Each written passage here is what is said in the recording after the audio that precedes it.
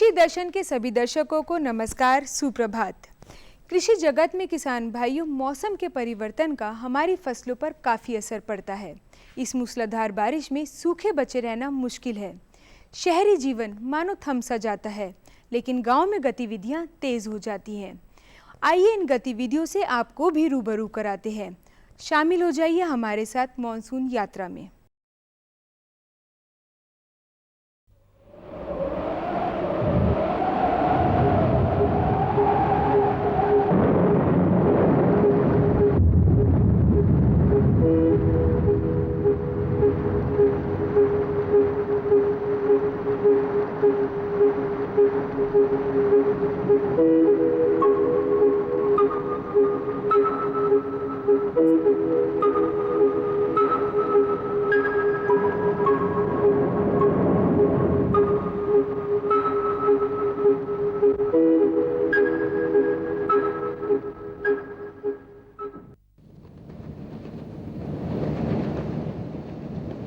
कर्नाटक के पश्चिमी तटीय क्षेत्रों से गुजरते हुए हम उत्तर की ओर बढ़ रहे हैं, गोवा की ओर। दक्षिण के इस तटीय मैदान का विस्तार केरल के उमस भरे मालाबार तट से लेकर गुजरात के शुष्क प्रायद्वीप काठियावाड़ तक है।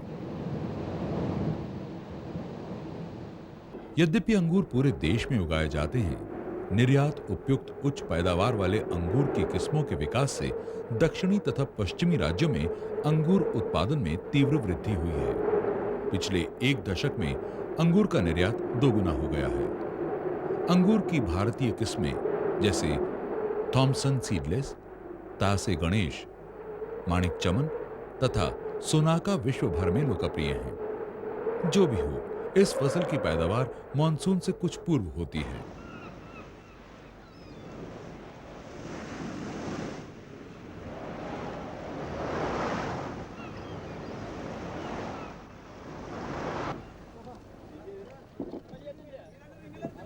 समुद्र तट की ओर बढ़ते गोवा पहुंचने के उत्साह में सफर के हर पल को हमने जिया।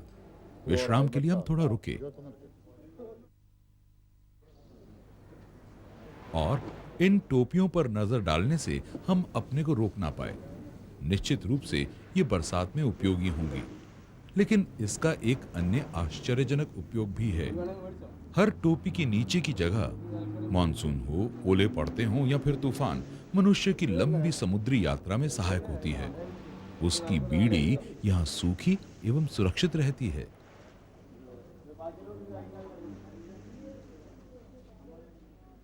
एक तरफ तटों का अंतहीन विस्तार था और जब हमारी नजर दूसरी ओर पड़ी तो हमारे सामने विस्तृत पश्चिमी घाट था। कोंकण तथा गोवा, तटीय कर्नाटक और केरल जैसे क्षेत्रों में मानसून के दौरान 300 सेंटीमीटर वर्षा होती है।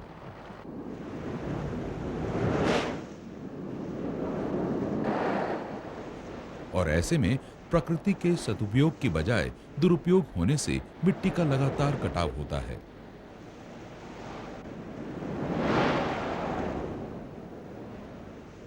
उत्तरी दिशा में गोवा की ओर जैसे जैसे मानसून बढ़ता है, ये जंगलों, बागानों तथा खेतों पर अपनी आशीष की बौछारें करता है। बारंबार सामने आते दृश्य में खेतों को तैयार करती महिलाएं, अच्छी फसल के लिए कार्य, धान की बुआई तथा अन्य फसलों की भी, जैसे ज्वार, रागी, धान, मूंगफली एवं कपास, खुदाई, छंटाई, एक सिलसिलेवार प्रक्रिया।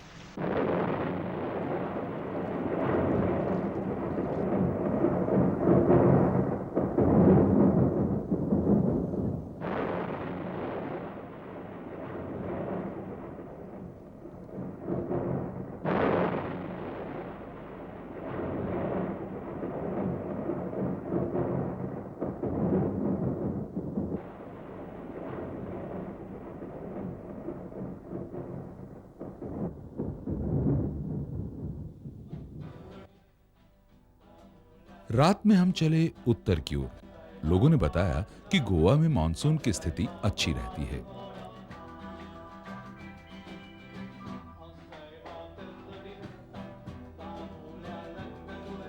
गोवा में मानसून का एक अलग ही मजा है।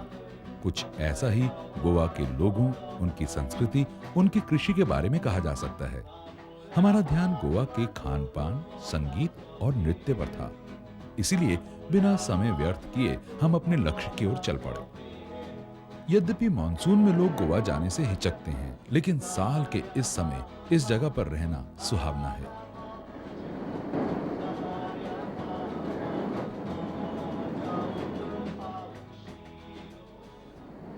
गोवा अपने समुद्र तटों के लिए प्रसिद्ध है। 1960 की शुरुआत से ही यहां पश्चिमी पर्यटकों का तांता लगा रहा।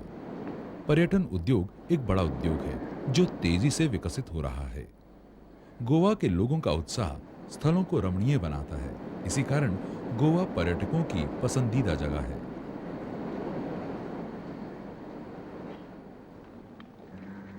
पहले की ये पुर्तगाल कॉलोनी 1962 में भारत की अंग बनी और 1987 में इसे राज्य का दर्जा मिला।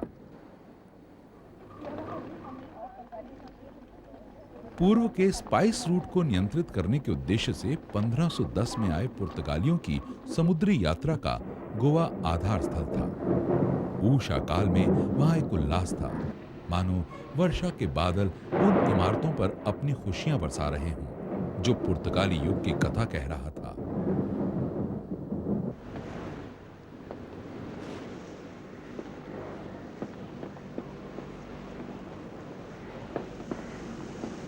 केरल की तरह गोवा भी मछली उद्योग का विशाल केंद्र है। गोवा मुख्य रूप से कृषि पर निर्भर है। चावल, फल, नारियल, दाल, काजू और सुपारी यहाँ की मुख्य फसल है। ये रोचक बात है कि गोवा के 35% भूभाग पर खेती की जाती है। जनसंख्या के बड़े भाग को कृषि से रोजगार मिलता है। अधिकांश कृषि कार्य छोटे भूखंडों पर स्वयं द्वारा किए जाते हैं।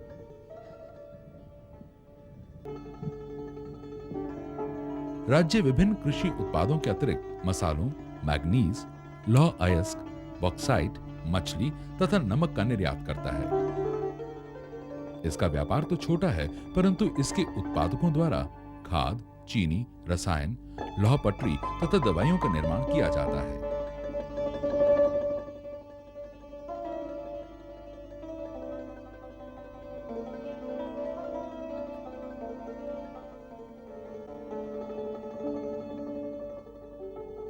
गोवा का खजाना भूभाग अद्भुत है। तटीय मुहानेदार कृषि योग्य प्रणाली का राज्य की तटीय परिस्थितियों में अहम भूमिका है। खजाना शब्द पुर्तगाली शब्द कसाना से आया है, जिसका अर्थ है चावल के बड़े खेत। गोवा की दो प्रमुख नदियों जुआरी और मांडोवी के निचले बेसिन में स्थित खजाना का मैदान, इसे गोवा का अन्न का कटोरा कहा जाता है। इन नदियों के डूबे क्षेत्र में निकास नहर एवं जल कपाट की व्यवस्था से कृषि के लिए जल तथा मछली एवं झींगा पालन के लिए जल उपलब्ध होता है। धान मानसून के दौरान उगाया जाता है, जब वर्षा द्वारा जल की लवणता में कमी आती है, यानी नमक में। तटबंध या मेड़ खजाना कृषि प्रणाली की एक विशिष्टता है। गीली मिट्टी, पुआल, बांस तथा टहनी जैसे पर्यावरण सापेक्ष स्थानीय वस्तुओं से तटबंध को निर्मित किया जाता है, जिससे खारे पानी को खेत में आने से रोका जाए। तटबंधों की लंबाई लगभग 200 किलोमीटर है तथा इससे लगे तटीय वनस्पति ज्वारीय लहरों को अवरोधित करता है। जल संचय के सिद्धांतों पर आधारित इस प्रकार का जल प्रबंधन कृषि के साथ मछली पालन के लिए भी उपयोगी है।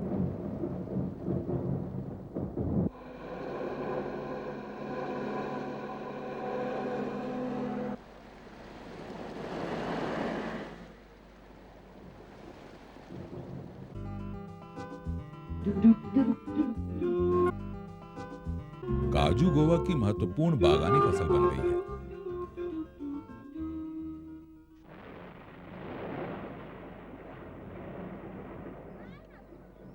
काजू पौधशाला के निर्माण में आधुनिक विधि के प्रोत्साहन तथा विशिष्ट आकार के पौधों के प्रतिरोपण के साथ बेहतर बागान प्रबंधन की सहायता से काजू का उत्पादन 1990 के मध्य में 11,000 टन से बढ़कर आज 20,000 टन से अधिक हो गया है। गोवा उन राज्यों में से है जो केंद्रीय कृषि मंत्रालय के काजू विकास योजना के अंतर्गत आता है, जिसका लक्ष्य काजू रोपण के साथ पुराने पौधों की जगह उच्च उत्पादक काजू के नए पौधों का पुनर्रोपण आता है। इन सब से इस क्षेत्र को नया आयाम मिला है, उत्पादकों में संपन्नता आई है। राज्य के आम जीवन स्तर में सुधार आया है। जीवन के आनंद को सर्वत्र देखा जा सकता है। टेलीविजन देखना तथा मछली एवं झींगा का बाजार में आसानी से उपलब्ध होना इसका एक संकेत मात्र है।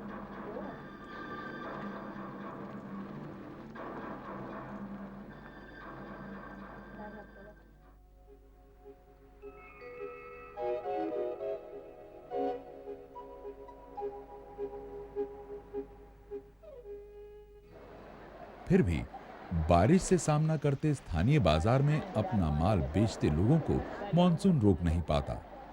बाजार में गोवा के सभी उत्पाद, मेवा, मछली, झींगा, सब्जी सब नजर आते हैं और मौसम नहीं होने के बावजूद अभी भी छोटी मछली वर्ष के समय को स्वादिष्ट बना देती है।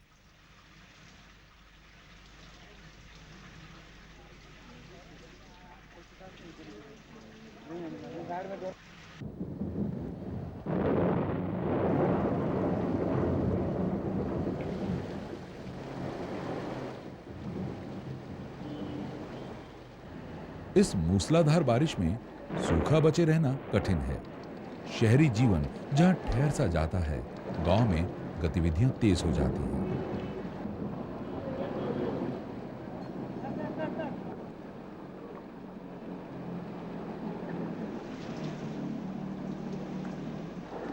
मॉनसून बच्चों के लिए सबसे अच्छा समय होता है। वे बारिश में उछल कूद कर भीगते रहते हैं। यहां बारिश कष्टकर भी हो सकता है तथा मॉनसून के साथ छाता एवं बरसाती उद्योग समृद्ध होता है। हर हाथ में छाता होता है। छाता मरम्मत करने वालों का विजयी दिवस। गोवा में वर्षा के जादू को देखते हुए हम समझ सकते थे कि मॉनसून में मछली पकड़ना कितना दुष्कर है। इस मौसम में शक्तिशाली ज्वार तथा विषम समुद्र के कारण समुद्र में मछली पकड़ना मछुआरों के लिए खतरनाक सिद्ध होता है। मछुआरों की जिंदगी दांव पर लगी होती है। साथ ही डोना पौला की कहानी कभी भुलाई नहीं जा सकती। कई शताब्दी पूर्व उसका पति मॉनसून को दरकिनार कर मछली की खोज में समुद्र में गया था। वो फिर कभी वापस नहीं आया, परंतु डोना पौला अभी भी उसके इंतजार में है। स्थानीय लोगों को तूफानी मॉनसून की याद दिलाती है।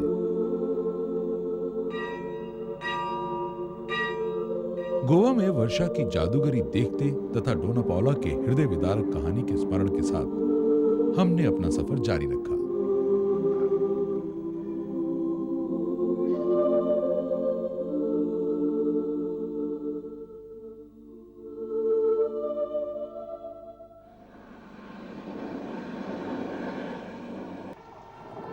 हम कोंकण रेलवे मार्ग के साथ साथ हो लिए। इसके कारण मॉनसून में कोंकण के तटीय क्षेत्र में पहुंचना संभव होता है। हम महाराष्ट्र की ओर बढ़ रहे थे। देश के औद्योगिक राज्यों में गिनती होने के बावजूद महाराष्ट्र कृषि में पीछे नहीं।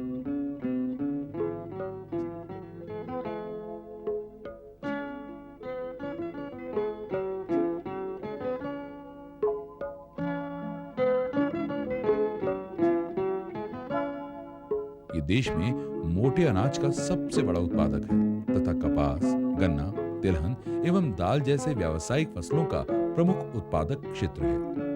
कृषि आधारित उद्योग पर इसे गर्व है। साथ ही बड़े पैमाने पर फल भी उगाए जाते हैं।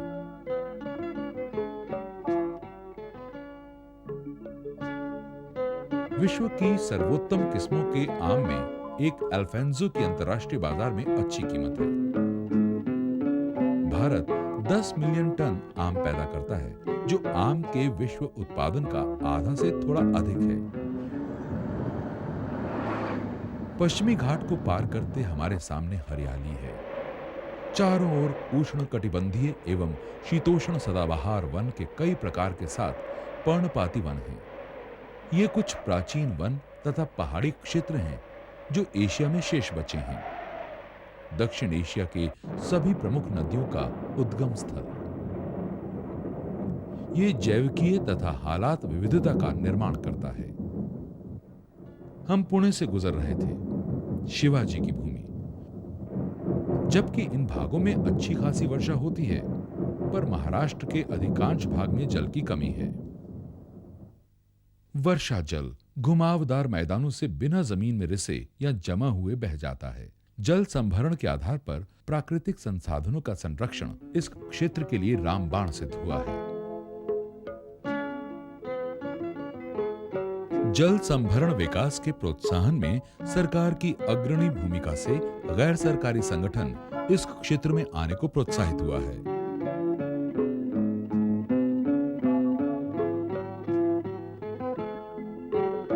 कुछ स्वयंसेवी संस्थाएं तथा सामाजिक कार्यकर्ताओं ने प्राकृतिक संसाधन के प्रबंधन में जनभागीदारी की मदद से बंजर भूमि को उपजाऊ भूमि में परिवर्तित किया है। ऐसे कार्यक्रमों की सफलता स्वयं सेवा पर निर्भर है। ऐसे ही एक व्यक्ति अन्ना हजारे हैं, जिनकी विश्व दृष्टि गांधीवादी है। गांधी जी ने आजादी वे कहते हैं, सपना देखा था। जल के बिना विकास नहीं। आजादी मिल गई। रालेगांव सिद्धि में अन्ना हजारे द्वारा किए गए कार्य पर अमल करना कठिन नहीं। उन्होंने योजनाबद्ध ढंग से प्राकृतिक संसाधनों का सदुपयोग सरलतम साधनों के प्रयोग द्वारा किया। रालेगांव एक आदर्श बना, ग्रामीण विकास के लिए एक प्रेरणा एवं दिशा। रालेगांव में जल संभरण विकास की सफलता का मूल मंत्र है जल संभर क्षेत्र के भूस्वामियों का मिला जुला प्रयास। स्वाभिमान जो सिखाना था वो नहीं सीखा। केंद्र द्वारा बड़े पैमाने पर पूरे देश में जल संभरण विकास कार्यक्रम की शुरुआत की गई। इसके तहत 8वीं योजना में 16.5 मिलियन हेक्टेयर भूमि पर कार्य हुआ। 9वीं योजना में 5,000 रुपए प्रति हेक्टेयर की लागत से और 10 मिलियन हेक्टेयर लक्षित किया गया है। इसकी कुल लागत 5,000 करोड़ रुपए है। हालांकि इस कार्यक्रम के लिए जन भागीदारी महत्वपूर्ण है। जनता, स्वयंसेवी संस्थाओं तथा राज्य सरकारों के उत्साह के कारण 8वीं योजना में विकास के लिए रखे लक्ष्य की प्राप्ति में दोगुना इजाफा हुआ।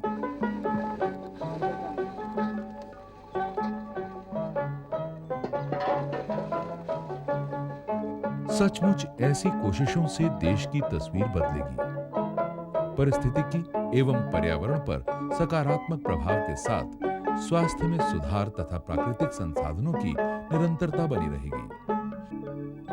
जबकि कृषि उत्पादन व्यवस्था में मानसून के मजाक के बाद भी सुधार आया है, पूर्ण रूप से कृषि अभी भी मानसून पर निर्भर है, अन्य जल स्रोतों पर तनिक भी नहीं।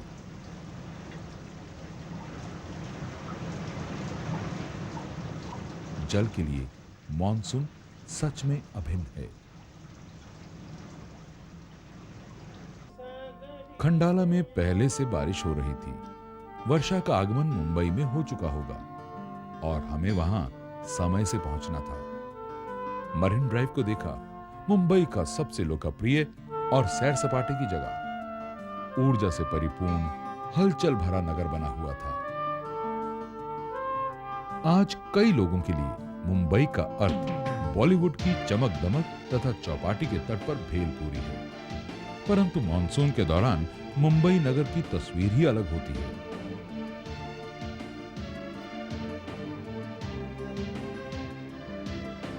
एक बार फिर आगे बढ़ने का समय है। विश्राम करने से पहले लंबी दूरी तय करनी है।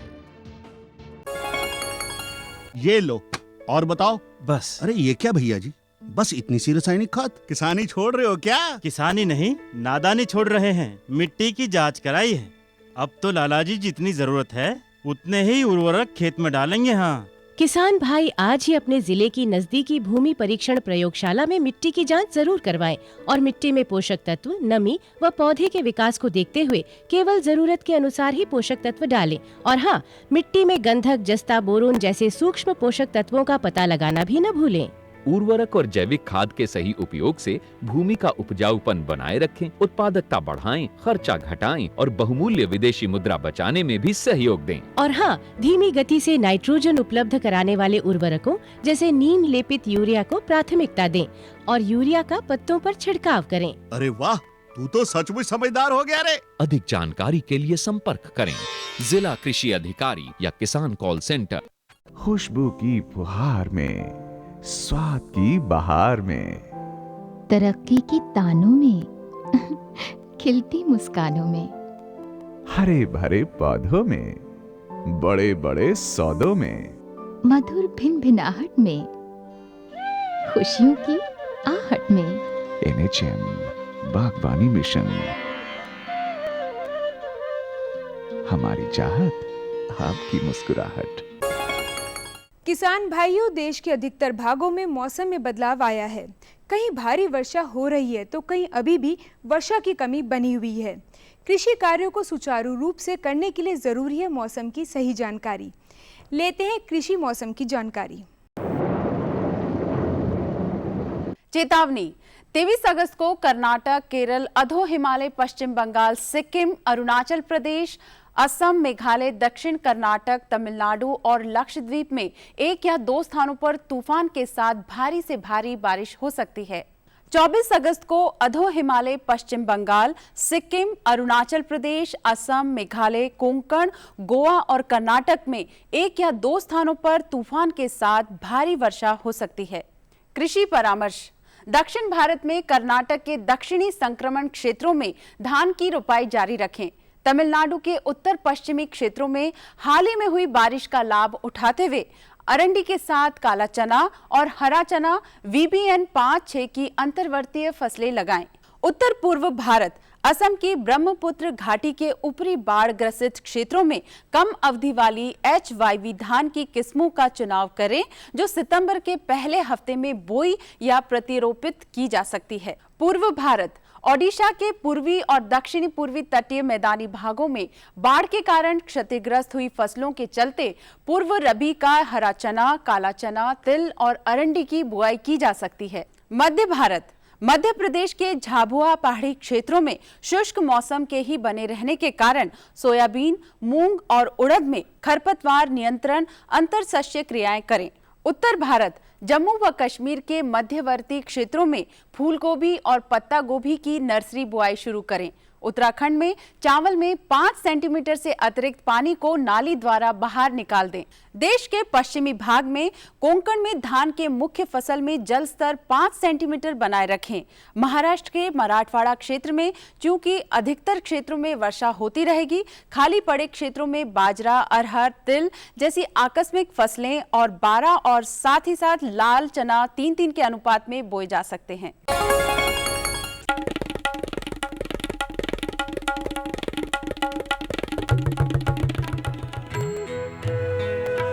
अम्मा जी, मैं चली स्कूल पढ़ने। स्कूल? पर शादी के वक्त तो तूने कहा था कि तू पढ़ी लिखी है। अरे अम्मा जी, फार्म स्कूल जा रही हूँ खेती की नई नई बातें सीखने। आप भी चलो ना। फार्म स्कूल, जहाँ खेतों में पैदावार बढ़ाने की हर बात किसानों को सिखाई जाती है, जैसे मिट्टी के हिसाब से सही खाद, बढ़िया बीज और जरूरत के मुताबिक कीटनाशक, ताकि कम लागत में अधिक मुनाफा।